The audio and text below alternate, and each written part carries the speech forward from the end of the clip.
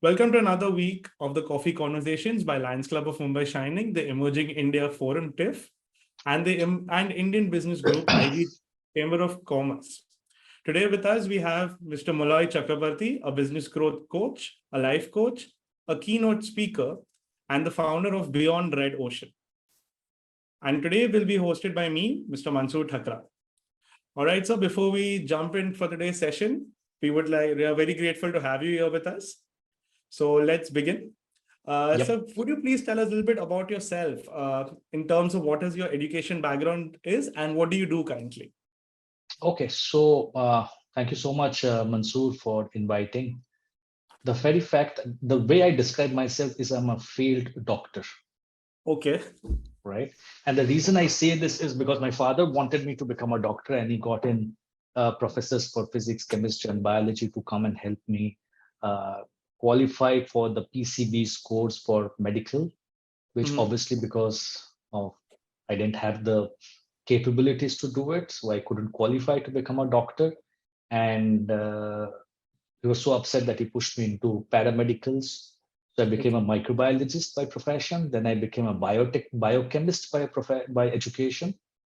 And that's how my journey started. So spent about being a failed doctor and then a microbiologist, graduated in microbiology, and then postgraduated in biochemistry, and then did my master's in management with marketing as my specialization.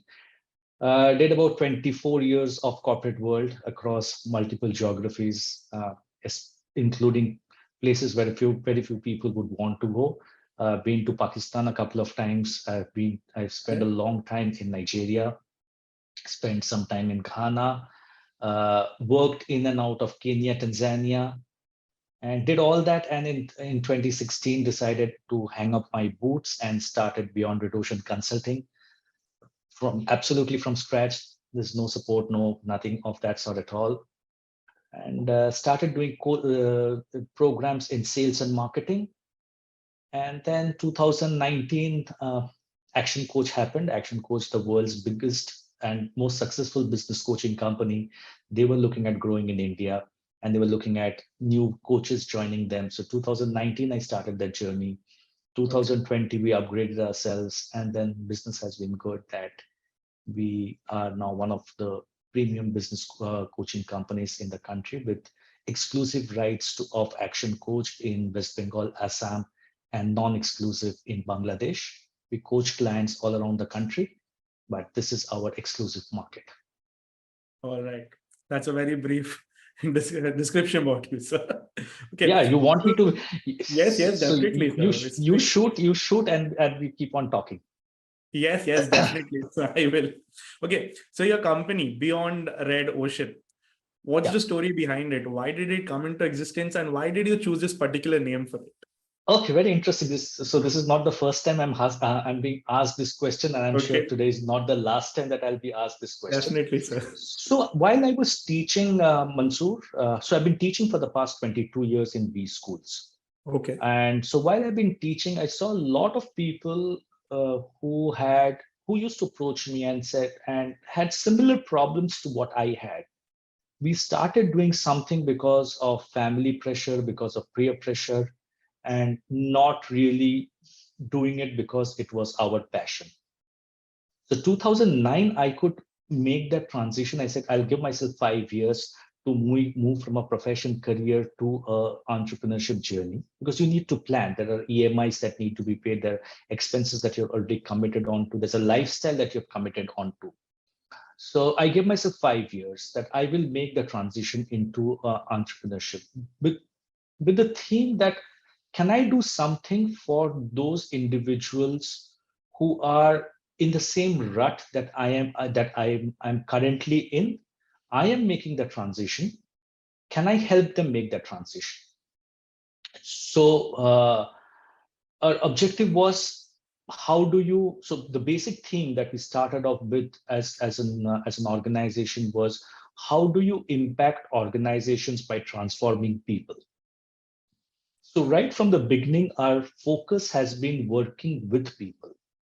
that how do you change mindsets of people? How do you give clarity of thoughts to people? How do you create structured programs so that they can take actions which will finally give them the results that they so desire? Because end of the day, it's one life, and I want to have a life which is not only successful but which is also satisfactory. So that was the theme, and I got myself certified from ICF as an executive and a life coach, because that's where I initially wanted to start working with. Mhm. So 2016, when I was looking for setting up my company, or 2015 when we were setting up the company, we said, what are the domains that I wanted to work in? Because I also wanted to bring in some focus. So the three areas that we focused on: one was executive coaching, helping people in corporates achieve their dreams. One was life coaching, where we started a program doing called as transformation program, where people could enroll into that program and using the wheel of life model, create a structure for themselves in life. And the third was the sales coaching and the sales training, because again, a lot of organizations tend to promote the best salesperson into a manager. And in most cases, that person is not ready to take up a managerial position. So you lose a good salesperson and you get a bad manager. And it's a double whammy to the organization. So we were working on those lines. Now came in the question of name, that what kind of name do we give ourselves? And we realized that we are not the only person who are in this space. There are Right. lots of people who are in this space. So it was a red ocean. So we looked at the strategic management and said, this is a red ocean. How do I create my USPs and how do I create differentiation? And we created a differentiation, and we said that we don't want to be the red ocean. We do not want to be fighting on pricing. We will not somebody who will be measured by इतने घंटे का इतना price है, उसने इतने घंटे का इतना price quote किया, आपने इतने घंटे का इतना क्यों quote किया? Nothing of that sort. We said we will create clear deliverables, and said that let's name our company as Beyond Red Ocean. We could be in green ocean, we could be in blue ocean, we could be in brown ocean, we could be anywhere. But we certainly don't want to be in the red ocean competing with people on price points. That was a very clear philosophy that I started off with, that I will never undercut somebody else to get a business. I will quote my price. And if that person doesn't see value in the price that I'm quoting and he doesn't want to work with me, so be it. But I'm not going to undercut somebody on pricing and say, okay, if he's doing it at 100 rupees, I'll do it at 90. Because then the end of the day, the customer is only looking at you from a price perspective. Nice point of view. That is the story of Beyond Red Ocean Consulting. Okay. So you have mentioned that you help family-owned businesses like work Yes. about and everything.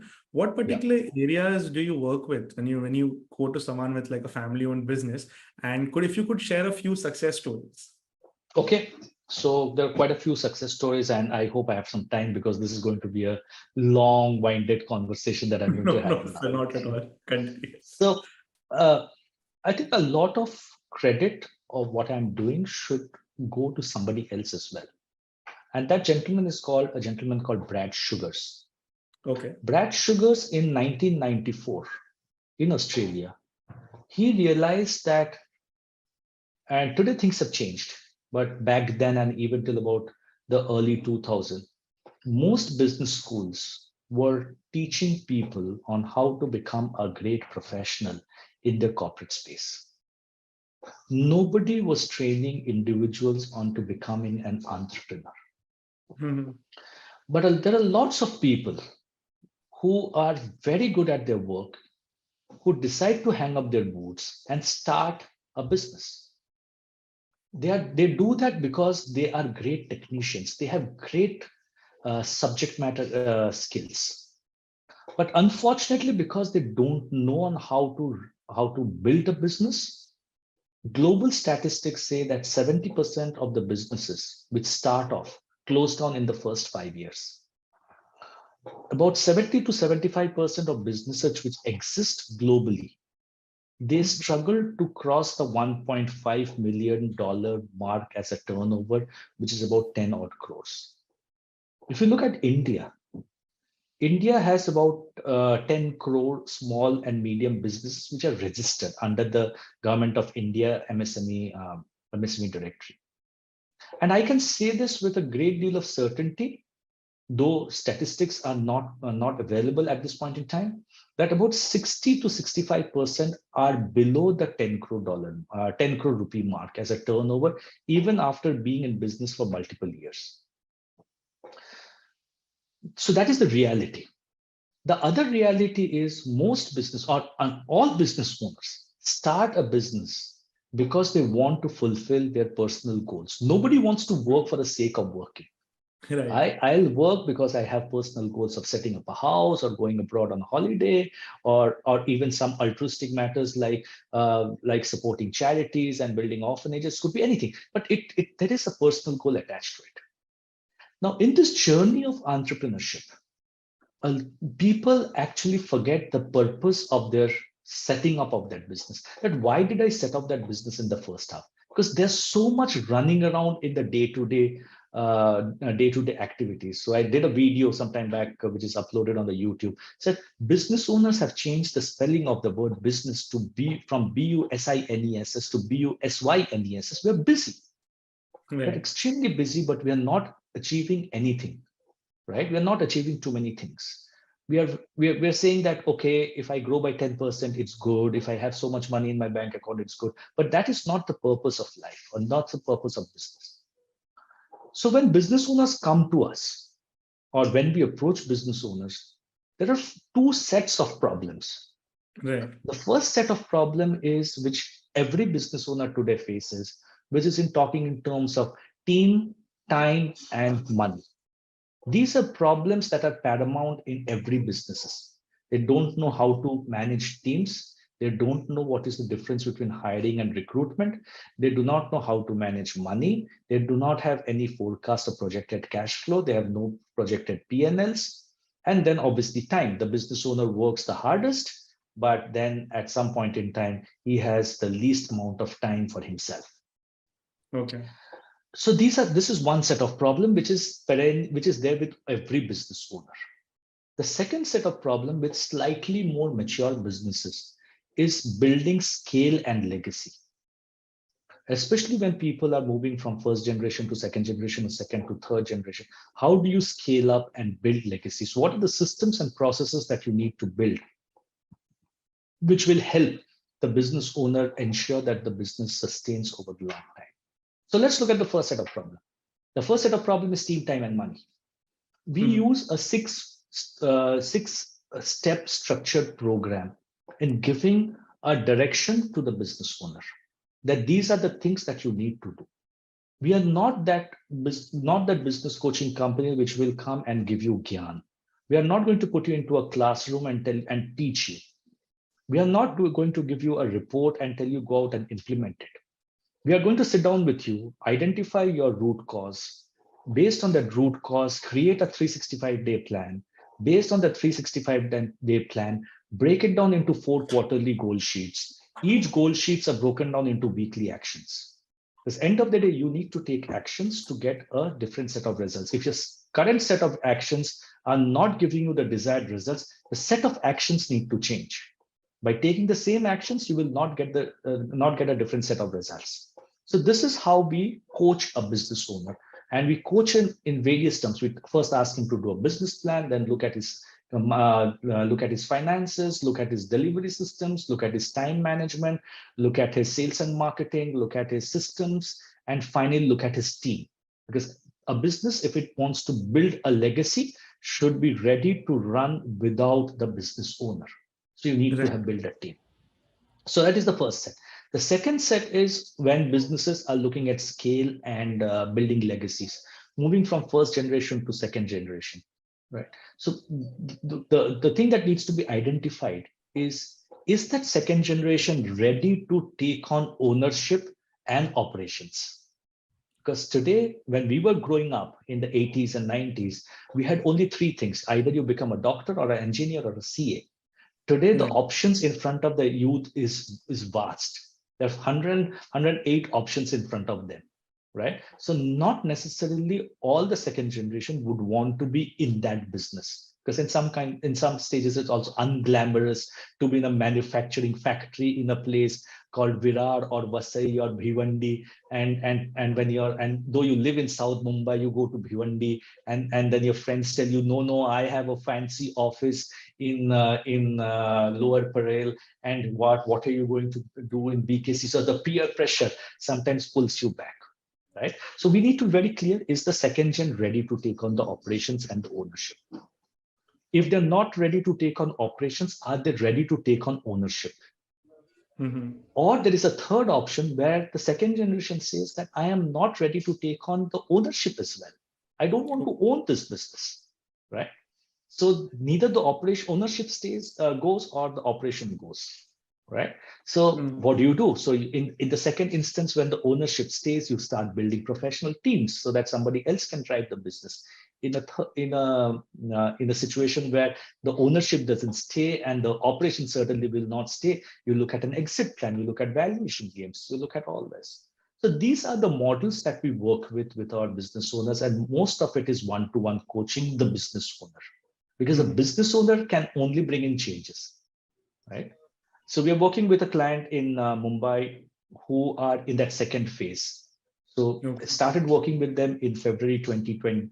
Not February. It was in June of 2020 during COVID, and he has a very simple goal, and his goal is that I want to be in Canada in 2025. So first we changed his entire business model and say, how do you first become profitable? That has been done. Now we are building in professional teams. So we'll have an entire professional team with clearly assigned KRAs, KPIs, and monitoring mechanisms with a futuristic organization structure, so that in 2024, he will do a test run. If he goes and spends 3 weeks in Canada, can the business run without him? So end goal is once in 6 months, he will come back, do his reviews and go back. So if initially in 2023, 24, 24, 25, we want to test it in once a quarter, so that in 25, 26, it can happen once in 6 months. So he will be in that second where he will retain the ownership because his father has built the business, but he doesn't want to be in the business of manufacturing, and he certainly doesn't want to be in India. So that's one success story that we are working with, and we are in the process of culmination. The second success story is in Delhi. So there's a young couple who, for last 10 years, have been in the interior designing construction space. They were struggling at that 1.5, 1.8 crore turnover. Very nice couple, but they certainly didn't know how to run a business. So again, we started working with them in, I think it was September 2020, just after COVID. And in first year, they ramped up their sales 3x. Okay. So from 1.8, they closed close to 4 crores. And this year, they will be closing close to 8 crores. So in a matter of 2 years, they've been able to scale up the business from a 1.8 to about 8 crores. Because most of these interior designing organizations don't know how to sell. And I keep on telling people that if you can't sell, you can't sell. You may have the best product or a best service, but if you can't sell, you can't sell. So these are some of the success stories that we have. Right. So when we talk about, like, when you were explaining the first generation and the second generation and everything, yeah. On a point when you come across a certain situation that way, so how do you dealt with it? Like, like you could say someone's son is not interested in the business. So you actually go and have like a direct talk with these people. How does that go about? See, I think in most cases, the clarity of mind has to come in. Okay. And that's where we come in. Most business owners know what needs to be done. It's only the execution and the clarity. Right. So the son is not interested in the business. But if you give him a roadmap, you're not interested in the business, fantastic. But your father has built this business, or your grandfather has built this business. Are you ready to give yourself 18 to 24 months to bring that business into some kind of auto mode where you continue to have the ownership, but you can let go of the operations? 99% cases, Mansoor, people accept it because they can see a light at the end of the tunnel. It's not like, I don't know where I'm going, right? So even with this gentleman in Mumbai who wants to settle down in Canada, he was very disturbed. Kya ho raha hai mere saath? I don't want to be in this. But when we created a roadmap, when we said, okay, let's create a 3-year roadmap, and then let's start working backwards. These things fall in place because nobody, I think, with the Indian culture that it is, nobody really wants to let go or give up what their parents have done with the blood, sweat, and tears. They just want to fulfill their own aspirations as well, which is very fair, right? But you give them a roadmap that this is what your parents have done. Let's take this business from this level to the next level. And at this level, you become the owner, and so be it. So they work. It works. Okay. And next, we're heading on to the next question. So could you give a differentiate something between a growth coach and an action coach? What is the main difference between these two coaches? See, action coach is an organization, right? So I own a franchisee of Action Coach in India. I'm not the only person in India. So there were other action coaches who bought the franchises. I own exclusivity for it in East India. Okay. But bottom line is, whether it's a growth coach or a personal coach or whatever, the word action is very important. You may sit in front of YouTube and do a great deal of learning through the day, and there are some fantastic speakers out there whose videos are available free on YouTube. You may get the best of knowledge. You may say that I will be that person who reads one book a week. Everything is fine, very necessary. But the fact of the matter is, your changes are not going to come if you don't take action. Right. And like it is, so action word is very, very important. And I think that's where Brad Sugars came up with that word, that let's keep life simple. Let's learn what is good for us, but let's keep on taking small actions each single day. And that's where our coaching model is all built around. That what are those 2 actions you will take in the next 7 days? We're not asking you to take 15 different actions because you have a business to run. But what are those 2 actions that you will have to take in the next, or you should be taking in the next 7 days, so that you have those chewable bites, and you take the action for the next 2 weeks, and then next set of actions and next set of actions, and lo and behold, you know that you have achieved quite a bit. But most of us have that mental block of not getting out of our comfort zone and taking those new set of actions, right? So that is important. When it comes to growth, a person who says he doesn't want to grow is already dead. He may be alive on this planet for the next 20 years, physically alive, but he's already dead. Everything needs to grow. Growth is paramount for success. Growth in intellectual, growth in the way you are behaving, the growth in your knowledge, the growth in money, the growth in every single aspect. If your organization as a business owner, if your organization is not growing, your people will stop working for you because your people want growth, and there's a disconnect. You may say that I don't want to grow, but you will lose your good people and your graph will come down significantly. So growth has to be the bottom line for every single one of us. Today, that word that I'm using is moving one step further, and we're no longer talking about growth. We're talking about scale up.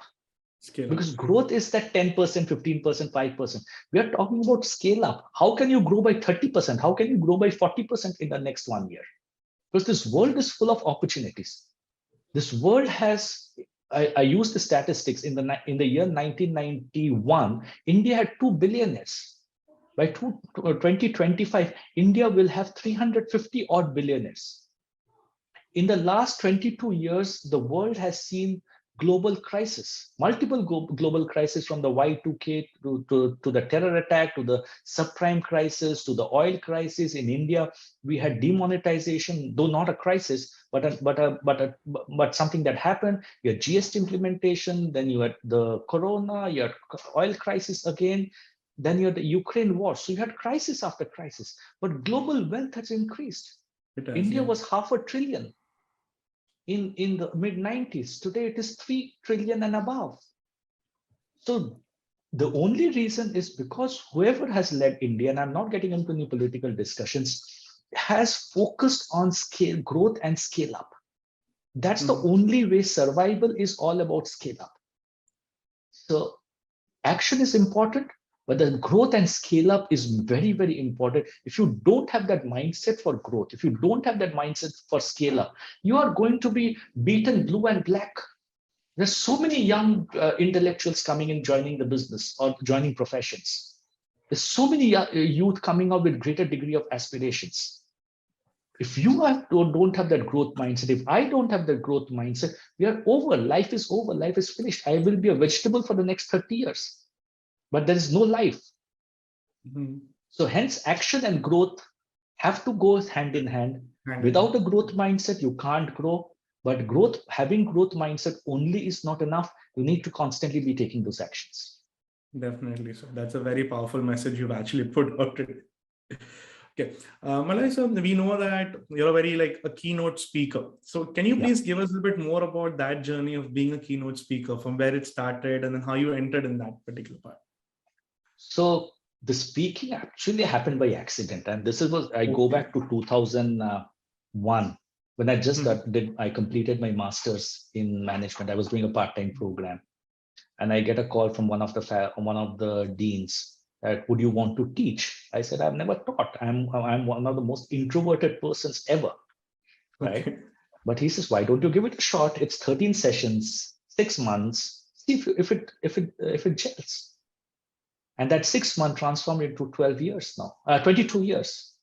Right. Okay. I've been teaching for the past 22 years. I've gone to Dubai. I've taught. I've gone to Singapore. I have taught. I've taught in the Hero Group Institution in Manesar. Obviously taught in Mumbai constantly.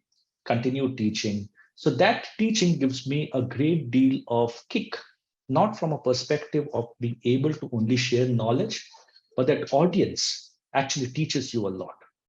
Because there's so much that you can get to learn from that audience. And very, very early in my life, somebody told me, if anything goes wrong in a training program or a teaching program, always remember it is the trainer and the faculty to blame. You have not been able to engage the audience, right? So those were things that happened. And then during the teaching, I started getting offers from organizations to come and do workshops and training journeys.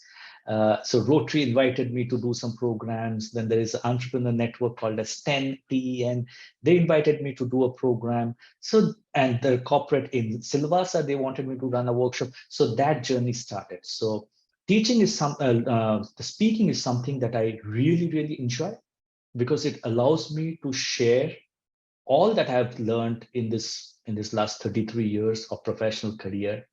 And we are one of those generations which were from no phone, no internet, to what without WhatsApp life is over, right? So we have seen that entire journey. When I share these experiences with people, so like I remember in 1992, I joined a company called as eMerck. Okay. In Calcutta, and I was told I was part of the diagnostics team. So we used to sell the pathology instruments and the chemicals. And I was told, you will have to go and establish this business in Bihar. Okay. I said, okay, fantastic, interesting. Give me a database. They said, we don't have any database. There's no internet at that point in time. There were no yellow pages in Bihar at that point in time.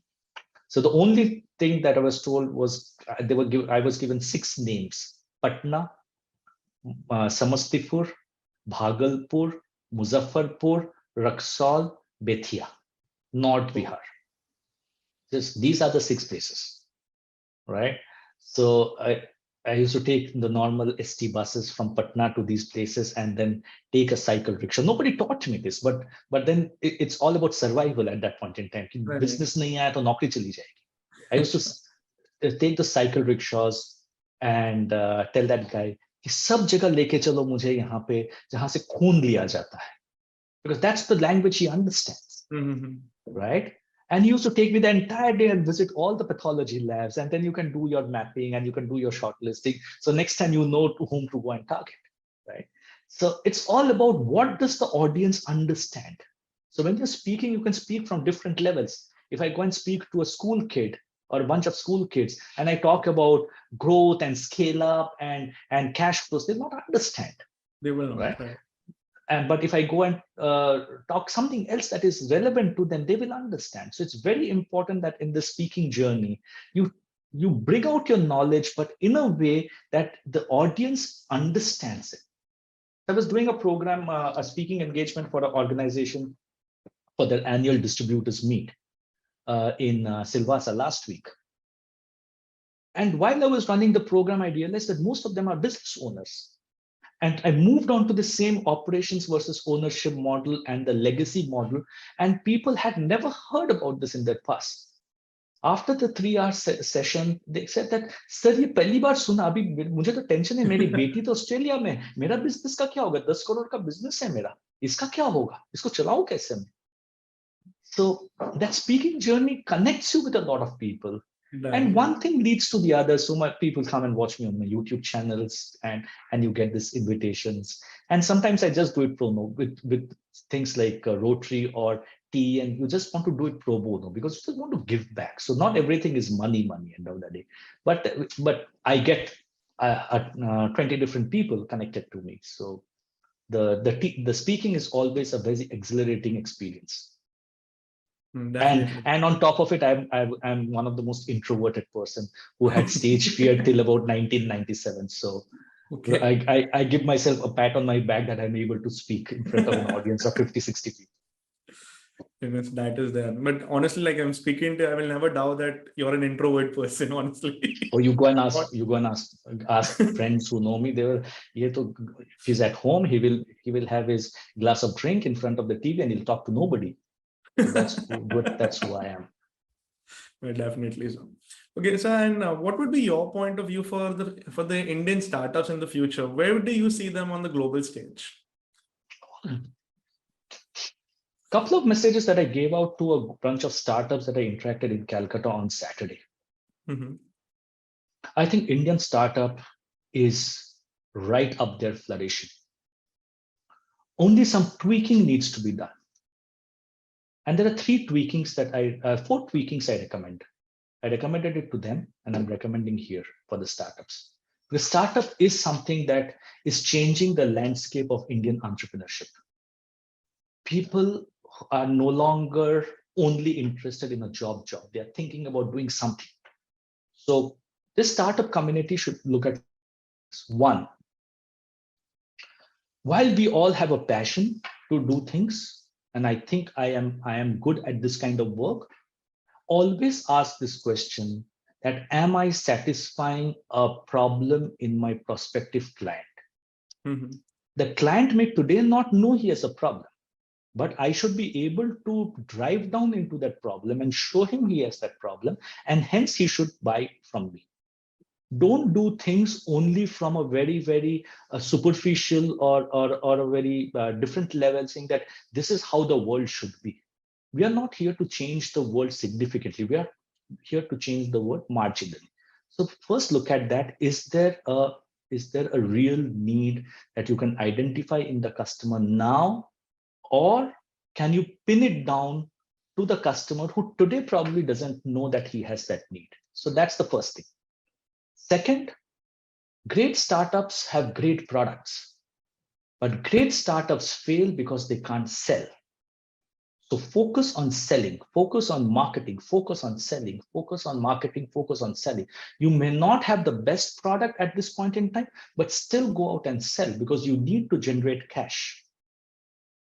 Third, one of the reasons why some of the startups can fail is because their only objective is raising funding. Funding is extremely critical. But when I am going to invest in an organization, a startup, I want to see whether that startup founder has the fire in the belly to drive that business for the next 5, 10 years. He may want his valuation, he may want his profits, he may want his BMWs, he may want his Mercs, no problem. but he should take ownership of driving the business. I am not investing in a company for the founder to exit. Right? So that's a third thing. Fourth, compliance. Most startups forget that there is something called as compliance. This country, touch wood, thank God, has become very, very strong in compliances. Right? So people who forget that there is something called compliance and look at the shortcut, they may land up in a trouble at a later date, and all the money and all the goodwill that they've built can go down the drain because of one mistake that they're doing today. So focus on compliance. And if I can add a fifth one, and the fifth one is any small organization which is starting up in New York today will look at India as a market. Indian mindsets need to change. If you're starting a business in Mumbai or a Calcutta or a Delhi or a Bangalore, you should think that how will I go and set up my office organization, sell my product in New York? That reverse mindset needs to come in, because that's where you will truly become a local company, right? So these 5 messages, any startup, it will take you places, but you lose track of any one of them, then you will be part of that 70% of the businesses, the startups, which close down in the first 2 years. And I wish and pray that people don't close down, because there's a success story out there. Okay. Son, what would be your advice to anyone who will be watching our video for the entrepreneurs out there? Any 2 key points that you would want to tell the entrepreneurs out there? One, I'll be slightly selfish, and I'll tell people this, that if a Virat Kohli needs a coach, if a Sachin Tendulkar needs a coach, if a Roger Federer needs a coach, if a Barack Obama needs a coach, what makes us think that as an entrepreneur, I don't need a coach? There's something that we can do and something we can't do. I have a coach. My coach is based out of Australia, and he holds me accountable to my business plan every 15 days. So please go out and get somebody who's going to hold you accountable for that actions. It may not be a business coach, it may not be an action coach, it need not be Moloy, but it has to be somebody in your life that you have to hold. Because the challenge is that as a business owner, I am accountable to nobody. I stand in front of the mirror, I am the MD, I am the CEO. The CEO is on the other side of the mirror. And if the CEO is on the other side of the mirror, whom do I question for non-performance? Obviously, the MD can't question the CEO because the CEO has not delivered. So there has to be somebody who's going to hold you accountable, right? That's the first and foremost, that please don't think that we can all do it by ourselves. We need somebody else. Second, the world is full of opportunities. Do your strength, weakness, opportunity, threat analysis. Look at your pivoting strategies. Think from a scale-up perspective. Don't think about being in the business. Think about getting on the business. How do you strategize? Because you may be 1 person organization or 150 person organization, but only one can strategize. The rest would only operationalize. So move from the in the business to the on the business, and this world has a huge ton of opportunities out there. Definitely. That's very deep insights given by you. Right. Okay. And the last question before I hand off you to Khushbhu. Okay. Yeah, she's here. I think. Yeah, she's there. Yeah, she's here, and I'm getting butterflies because I think there is a rapid fire that is going to come up from Khushbhu. Yeah, definitely. And I want to just disappear for that rapid fire. No, not a problem, sir. Okay. Yeah. Okay. So we want to know, sir, like you're a member of IBG. So how has IBG helped you in your professional growth? Oh, huge. I think it's a very common cliche, and I'm still going to use that common cliche, that your net worth is your network, right?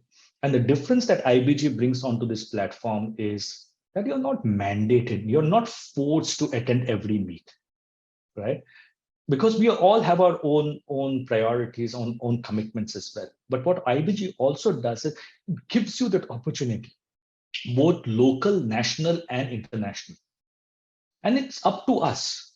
So a person who fails in IBG is failing because of himself, the person who's becoming successful in IBG is becoming successful because of himself, because the opportunity that is given is absolutely uniform and across geographies. I think Vikasji has done a fantastic job in setting up this entire thing. The amount of networking opportunities, the amount of knowledge sharing that can happen is fabulous, and it is one of those chambers of commerce which are very different from the other chambers of commerce, because most other chambers of commerce are only networking amongst themselves. Here, this opportunity to network and get to know people are fabulous, right? So I think it's a fantastic platform, and I really urge people to come in, network, grow your businesses, get into discussions, get into simple conversations. And sometimes those conversations bring in what I call BFOs, the blinding flashes of the obvious, right? Okay. Somebody tells you something, and it hits you. Oh, I knew about this, but why am I not doing it, right? So because the IBG members are all very successful individuals, they manage large businesses, they have seen their entrepreneurial journeys, they have seen their ups and downs. I think the amount of knowledge that you can get is obviously very, very high. Definitely, sir. Okay, so then that marks the end of the professional journey. So I would like to invite Khushbhu. She'll be going on to the second part of our show, that is for the personal questions. All right, over to you, Khushbhu. Yeah. Hi, thank you so much, Mansoor sir. Hi, good evening, sir. How are you doing? Good evening, Khushbhu. How are you doing, sir? Fantastic. It's amazing to see like how well thought your entire words are, and about the startups and everything. It's so well laid, even though the conversation is being so instant, but it's so well thought, and it is provoking a person's mind to think how you are laying down those words so easily. You mentioned that you are an introvert, but it doesn't seem so at all. No, I'm a total introvert. Khushbhu, I would rather be somewhere else rather than sitting in this room currently. I'm a totally introvert. Yeah. So that is why, sir, we want to know now, like, we know how your professional life has been. So what do you like to do in your free time besides work or on weekends? Like, how do you spend your weekends?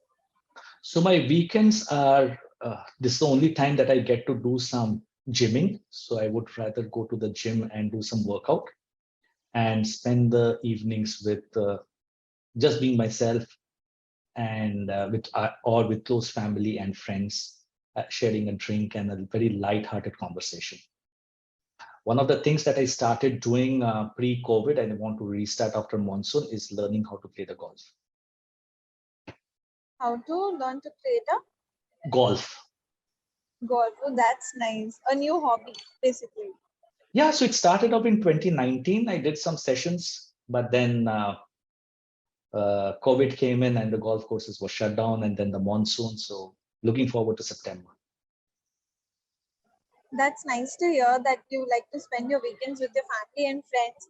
So even on weekends, although I guess you might have, in fact, in corporate, it is like that. There's like no particular time of work, as in it's always work. Work is always there.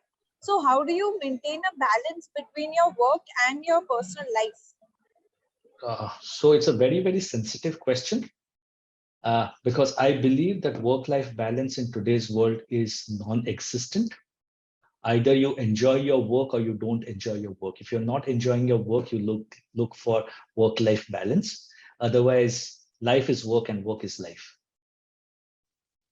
So, like, there are people around us who mention that working 24/7 or it's corporate, you have to give 110% in your entire time. They like promote the hustle culture so much that sometimes people do not find the exact line between their personal and professional life. Although to maintain that personal life is very important. So correct. How do you do that? Do you have any suggestions? So you will have to have.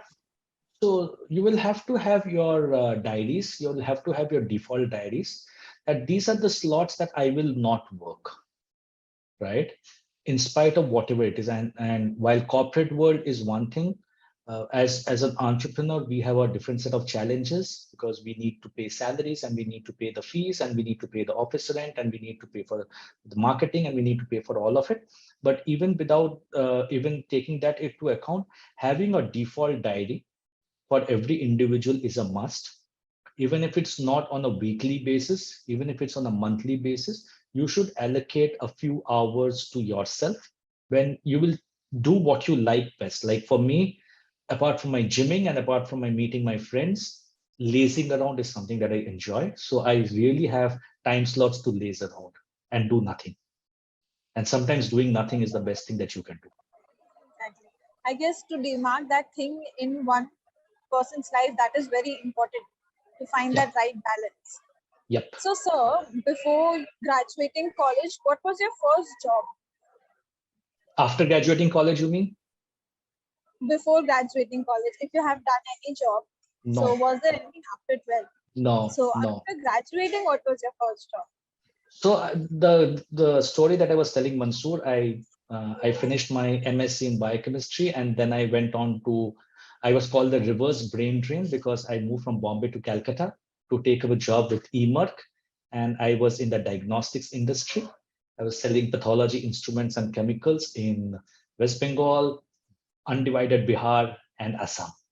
So I was a salesperson on the road about 25 days in a 20 days in a month. So what do you like more, sir, marketing or teaching?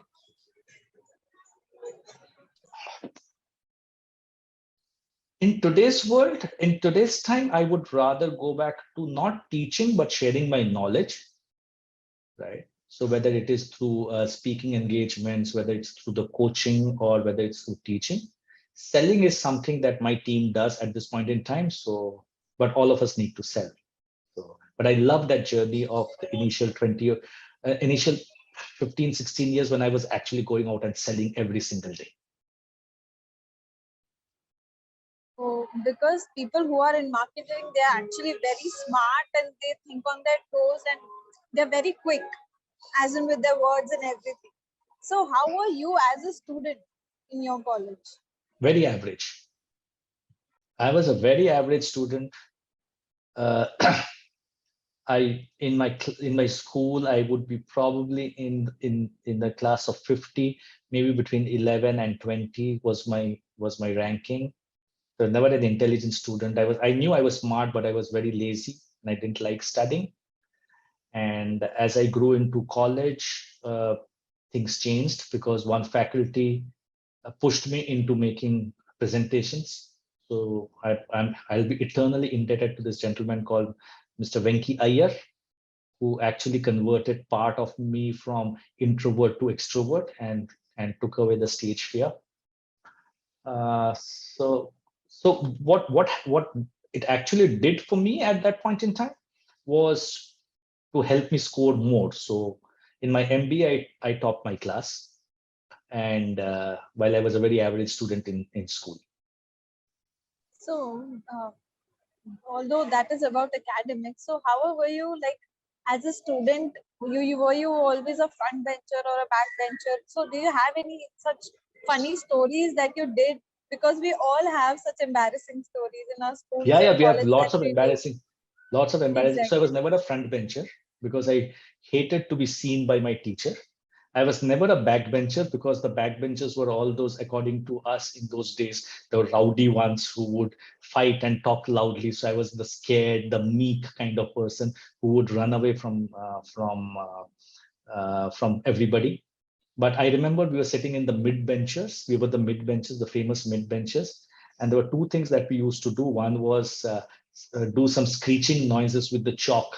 So if you take a chalk and rub it with a pen, there would be some funny screeching noises. So we enjoyed doing that, especially with a couple of teachers.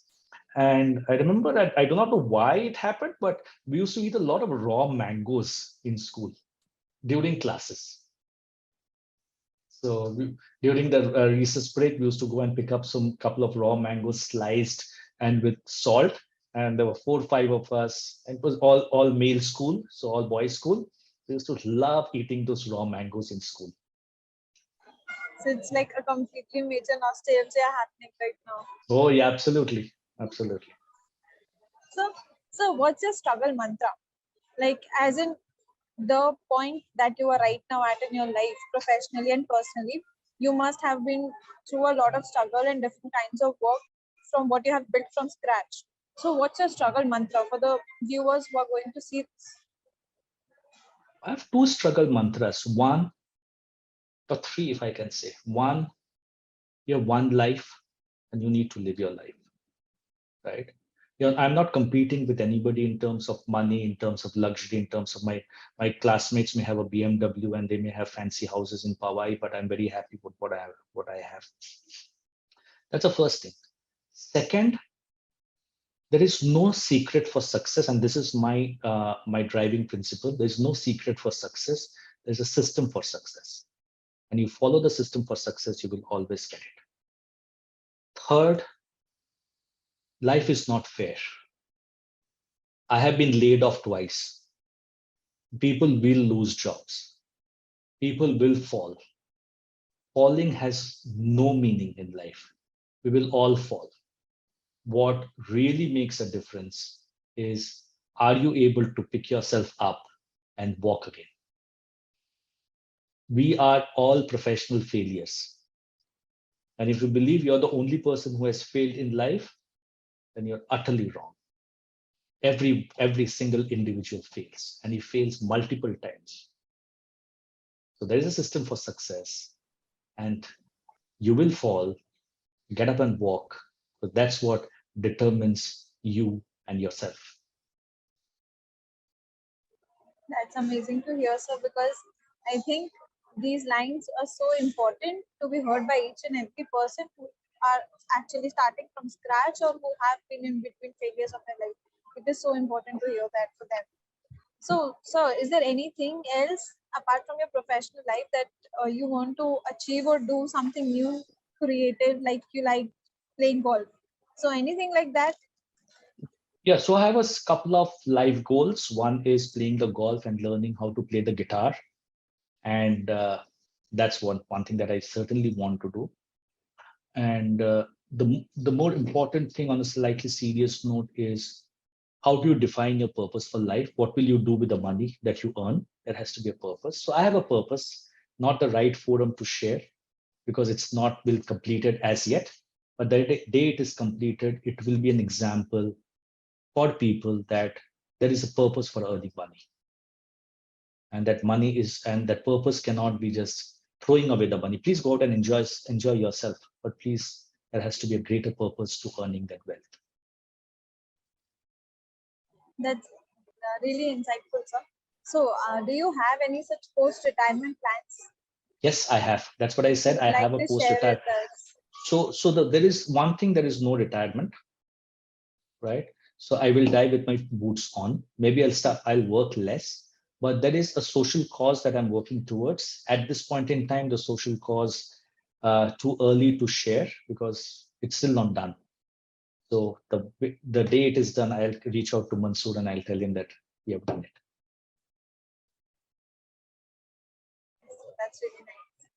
So, apart from this, is there anything else that you want to share about your personal life with our viewers, about your hobbies, or any such particular proverb or mantra that you follow in your life? So the mantra that I follow in life is there is a system for success. And the second thing is, always believe there are two kinds of people. And this is what I tell all my audiences when I speak, that there is only one situation when 97% is less than 3%. 97% of the world's people live and die a life of mediocrity. Only 3% of the world's population live and die a life of abundance.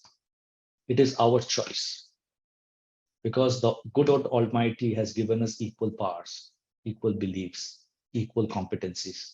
It is our choice that, do I want to live and die a life of mediocrity, Aya Jia Chala Gaya, or I want to live a life of abundance, not necessarily in times of time, money, but in abundance as a whole. I've lived my life and people remember me even long after I'm gone. People remember my brand long after I'm gone, because I'm not going to be here the next 30, 40 years. Because yesterday I was doing a Facebook Live and I said, I do not know whether I'll see India at 100, but I know there are a lot of entrepreneurs who will see India at 100, and you have to make every minute between the India at 75 to India at 100 count. So you have to have that mindset of abundance. So it's basically like, it's the choices that we make who we really are, and not the situations. Absolutely. It's the choices that make us. It's not the environment which makes us. The environment is the same for all of us. Some people are successful, some people are not so successful. It's the choices that we make. It's a choice that I'm making today that determines my future. Thank you so much, sir, for sharing your views on your personal life and sharing it with us. So let's move forward now. The rapid fire round. Oh, still, I thought the rapid fire is done. No, this wasn't the rapid fire. So, Okay. so sir, could you begin it? Yeah. Okay. So, Moloy sir, the rapid fire is not going to be anything with GK. Don't worry. It's just going to be. That's the worrying part. If it was GK, I would not be so worried. Okay. So this is going to be a simple thing where you'll have to choose one thing. Okay. So we'll start with a very basic one and then we'll go accordingly. Okay. Okay. So you have to go fast. Okay. A passion or money? What will you choose? Passion. Okay. A good night's sleep or a hard working day? A hard working day. Okay. And this is the third one, which is final from my side. And then Khushbhu is going to ask you the remaining three. Okay. Being born again with all the knowledge you have, or going 10 years forward with the knowledge that you will get? Being born with all the knowledge that I have. Okay. All right. Khushbhu, over to you. Yeah. So, what would you choose, success or money? Sorry, I didn't get that.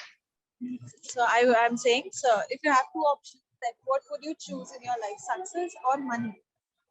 Success. Chilling alone or giving your time to your family? Alone.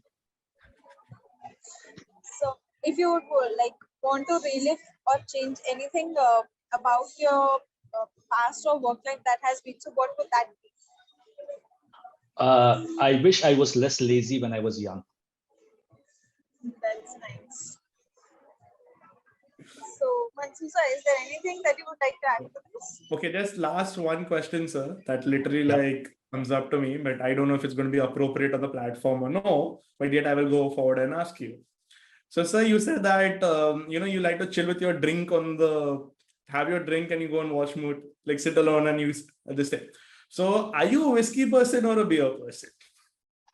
I'm a hardcore single malt person. All right. Okay. Over to you, Khushbhu, for the vote of thanks. Yes. Thank you so much, sir, for joining us and giving your precious time to the team and to the viewers and sharing your such insightful knowledge. And the gems and mantras that you have given in this entire session has been really amazing.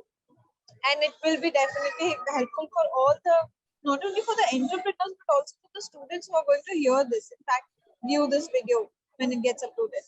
And also thank you to the team TEIF and Mansoor sir for coordinating this entire event today.